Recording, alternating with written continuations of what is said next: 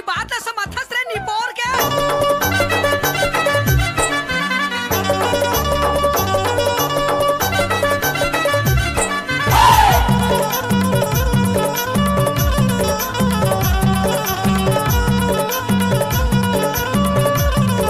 DJ DJ बल्लू धोड़े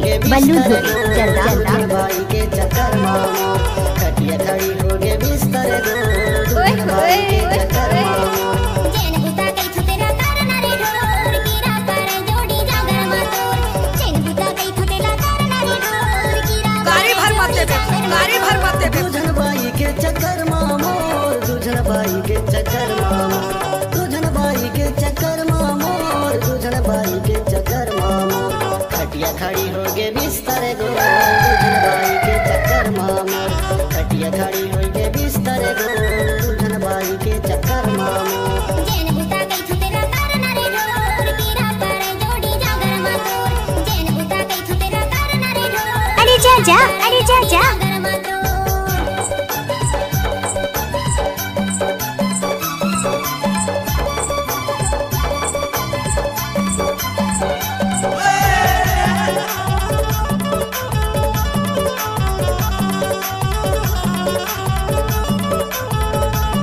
कहीं बात है समर्थस रे निपोर के खटिया मापान छोटकी कैसे गुड़ दे मुसरमा धान बड़की डौकी खाते खटिया मापान छोटकी कैसे गुड़ दे मुसरमा धान कैसे बताओ संगी भयो हले का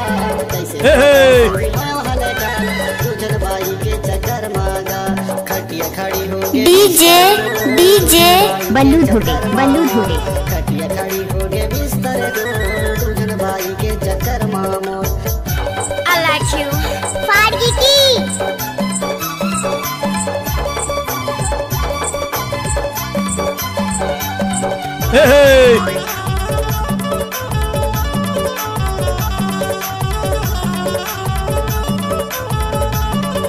डीजे युकेश धुर्वे जलदा नाश्ता बना दे मोर भरेगा जा तो डिस न बिछा दे मोर भरेगा जा तो नाश्ता बना दे मोर भरेगा जा तो डिस न बिछा दे का समझे धरे गजब आइटम है रे का समझे धरे ले बात लामो कीरा पर जोड़ी जागर मातोर जेन बुता कई थतेला करना रे ढोर कीरा पर जोड़ी जागर मातोर जेन बुता कई थतेला करना रे ढोर कीरा पर जोड़ी जागर मातोर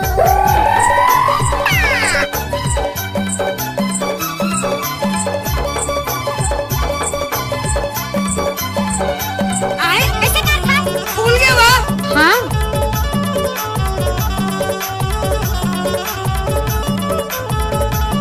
डीजे डीजे बल्लू धोड़े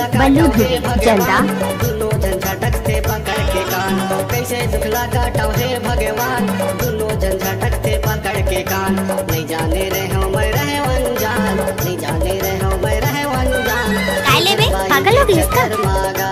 खटिया खड़ी हो गे बिस्तर दो Yeah. दुझन भाई के चक्कर मामो खटिया खड़ी हो गे बिस्तर दो दुझन भाई के चक्कर मामो जेन बुता कई थु तेरा करना रे ढोर कीरा पर जोड़ी जागर मातोर Excuse me, please. जेन बुता कई थु तेरा करना रे ढोर कीरा पर जोड़ी जागर मातोर दुझन भाई के चक्कर मामो दुझन भाई के चक्कर मामो